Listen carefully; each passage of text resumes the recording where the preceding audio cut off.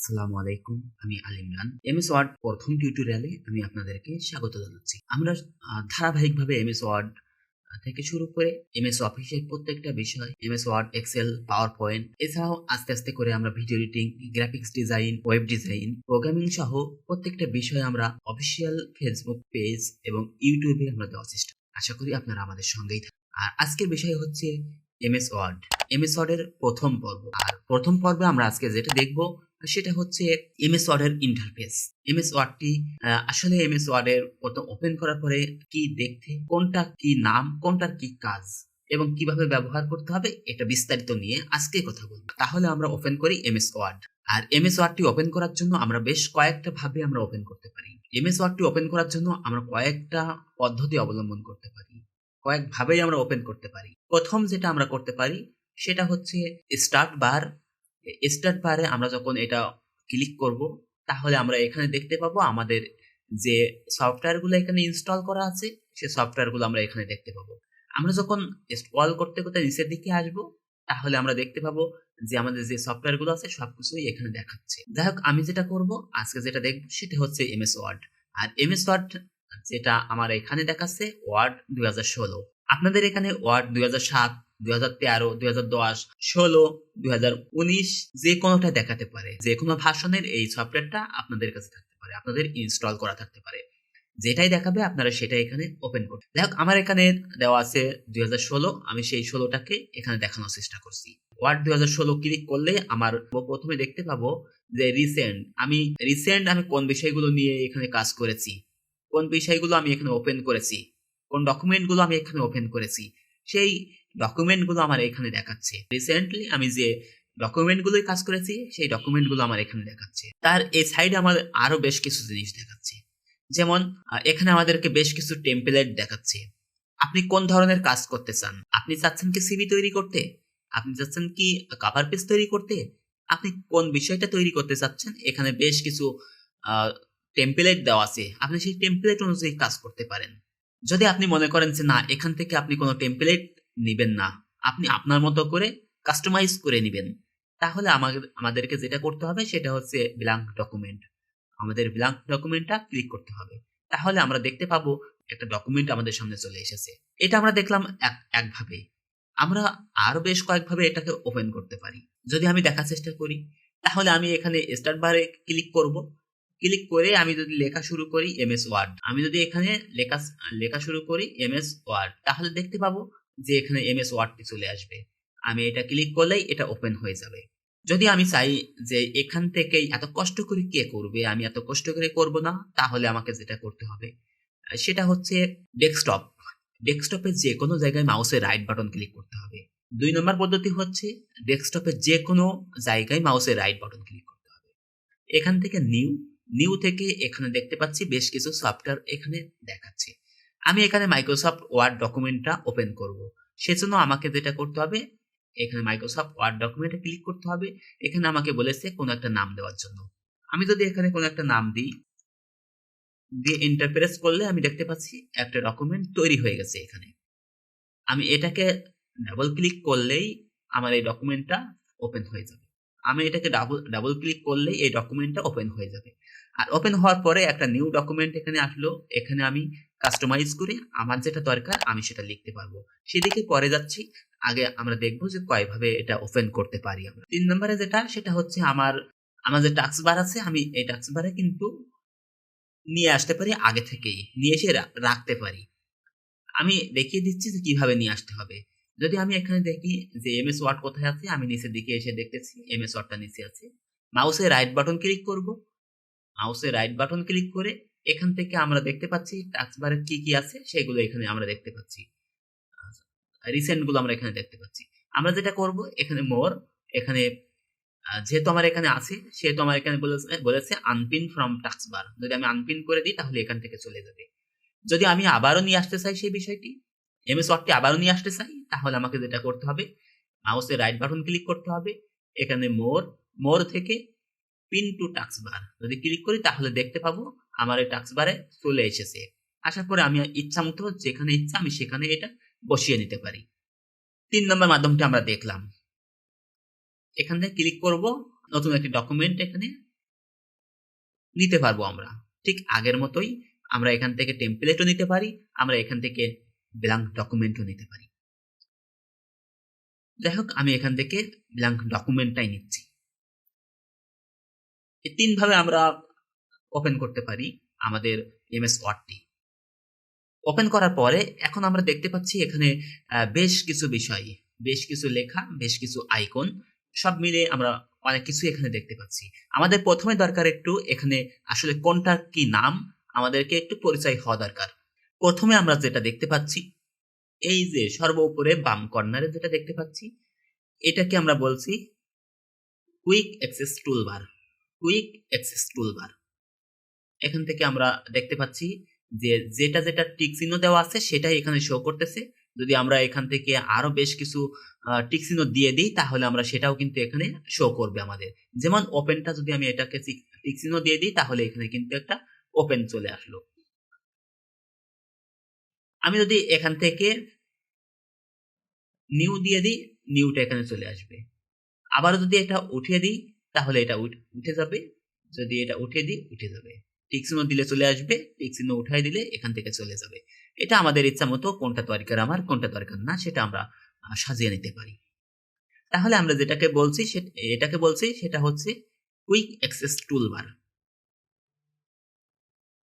এরপরে আমরা এখান থেকে শুরু করে এই যে অংশটা আমরা দেখতে পাচ্ছি এটাকে বলছি আমরা টাইটেল বার। টাইটেল বারে কি দেখা যাবে? টাইটেল বারে দেখা যাবে আমি যে ডকুমেন্টটা ওপেন করেছি এই ডকুমেন্টটার কি নাম আছে সেই নামটি এখানে দেখাচ্ছে। তাহলে আমরা এটা যেটা বলতেছি সেটা হচ্ছে টাইটেল বার। টাইটেল বারে আমাদের ডকুমেন্টের নামটি শো করবে। তারপরে ডান দিকে আমরা যে অপশনগুলো দেখতেছি সেটা হচ্ছে সেটা হচ্ছে এখানে প্রথমটা দেখতে পাচ্ছি মিনিমাইজ। যদি এই মিনিমাইজ করি তাহলে আমার এটা ডকুমেন্টটা কেটে যাবে না, আমার এই ডকুমেন্টটা থাকবে কিন্তু মিনিমাইজ হয়ে থাকবে, আমার এই টাস্ক বারে চলে আসবে। আবার ক্লিক করলে বড় হয়ে ওপেন হবে। ক্লিক করলাম, এখানে এসে থাকলো। বাকি অন্য কোনো কাজ করলাম অন্য কোনো জায়গায়, পরবর্তীতে আবার যখন দরকার হবে তখন আমি এটাকে ওপেন করব, কেটে দিব না। তার পাশে যেটা দেখতেছি সেটা হচ্ছে রিস্টোর। এইটাকে আমরা যেটা বলি সেটা হচ্ছে যে সম্পূর্ণ ছোট হবে না কিন্তু কেটেও যাবে না, এটা আমাদের ছোট হয়ে থাকবে। আমাদের কাজের সুবিধার্থে অনেক সময় কয়েকটা উইন্ডো নিয়ে আমাদের কাজ করতে হতে পারে, প্রয়োজন পড়ে থাকে। সেই জন্য আমরা যেটা করে থাকি সেটা হচ্ছে আমরা এই অপশনটা ব্যবহার করে থাকি। তাহলে আমরা এই অপশনটার নাম কি বলতেছি? এই অপশনটার নাম বলতেছি আমরা রিস্টোর ডাউন। অর্থাৎ আমাদেরকে এটা বেশ ছোট করে এখানে আমাদেরকে দেখাচ্ছে। যদি আমরা চাই এটাকে ছোট বড় করতে পারি, আমরা এদিকে ছোট করলাম এদিকে বড় করলাম। আবার যদি কর্নার ধরে টান দিই তাহলে দুই দিক থেকে সমান হয়ে যাবে, বা আমি যেদিকে ইচ্ছা সেদিকে ছোট বড় করতে পারবো। ওকে, তার সাইডে সর্বডানে যেটা আমরা দেখতে পাচ্ছি এই যে ক্রস বাটনটা, এটার নাম হচ্ছে ক্লোজ। আমি যদি এটা ক্লিক করি তাহলে এটা কেটে যাবে।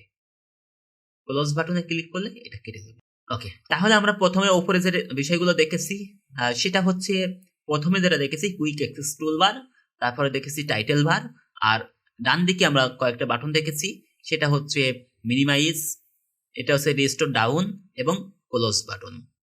আর ডান দিকে আমরা যেটা দেখতেছি সেটা হচ্ছে প্রথমে আমরা যেটা দেখছি সেটা হচ্ছে রিবন ডিসপ্লে অপশন।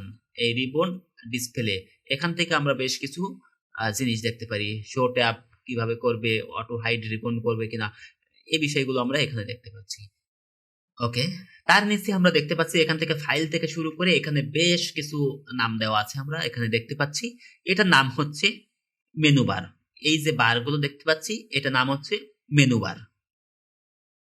এখান থেকে শুরু করে এই পর্যন্ত এটার নাম হচ্ছে মেনু বার। আর এখান থেকে আমরা যেটা করতে পারবো সেটা হচ্ছে tell me what you want to do.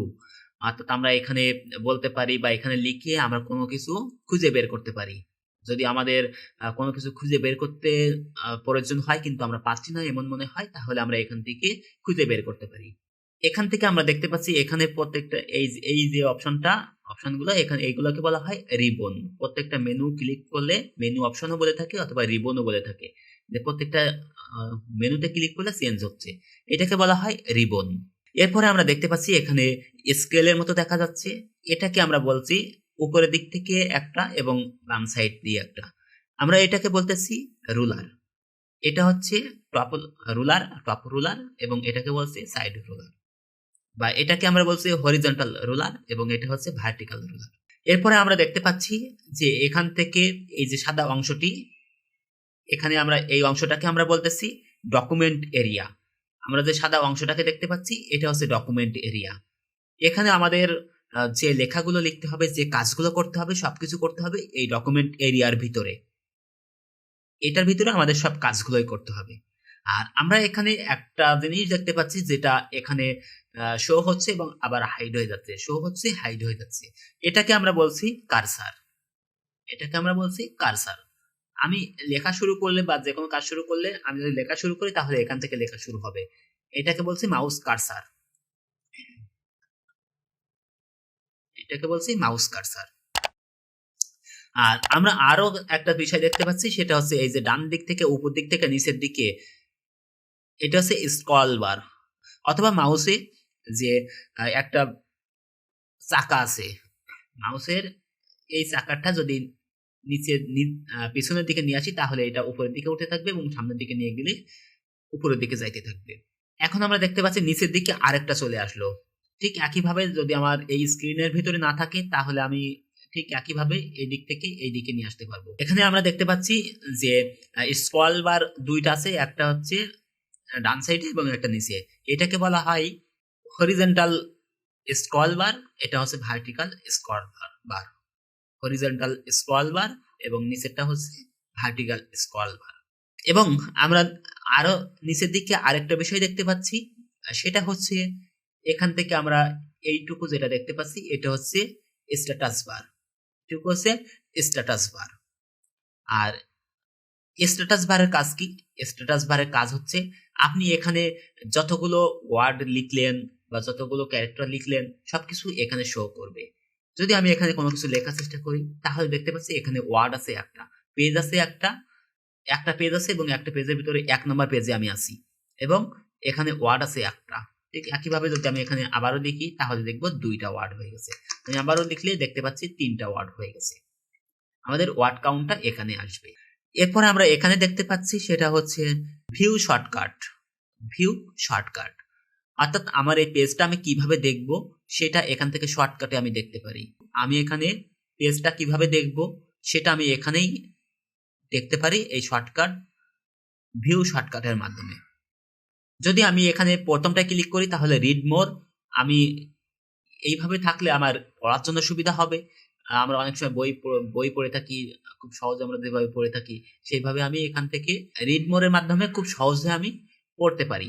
যদি লেখা থাকতো এখানে অনেক তাহলে আমি রিড মোরের মাধ্যমে খুব সহজে আমি পড়তে পারতাম। তারপর এটা আমরা দেখতে পাচ্ছি প্রিন্ট লেআউট। এটা হচ্ছে আমাদের প্রিন্টটা কিভাবে দেখাবে সেই লেআউটটা আমাদের এখানে দেখাচ্ছে।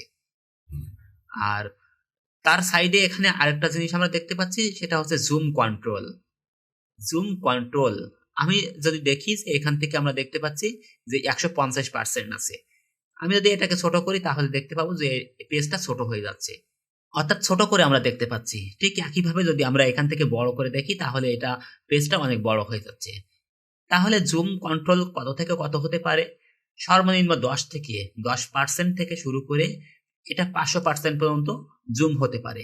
আমাদের প্রয়োজন মতো আমরা এটাকে ছোট বড় করে আমাদের কাজের সাথে আমরা এটা ব্যবহার করতে। এই ছিল মোটামুটি এমএস ওয়ার্ডের ইন্টারফেস সম্পর্কে আমরা জানলাম। আর পরবর্তীতে আমরা ধারাবাহিকভাবে এমএস ওয়ার্ড থেকে শুরু করে প্রত্যেকটা বিষয় আমরা পার্ট বাই পার্ট ধারাবাহিকভাবে আলোচনা করার চেষ্টা করব। আজকের ভিডিওটি এই পর্যন্ত। যদি ভিডিওটি ভালো লেগে থাকে তাহলে লাইক, শেয়ার এবং কমেন্ট দিয়ে আমাদের পাশেই থাকবেন। দেখা হবে আগামী ভিডিওতে। সে পর্যন্ত আমাদের সঙ্গেই থাকুন। আল্লাহ হাফেজ। আসসালামু আলাইকুম।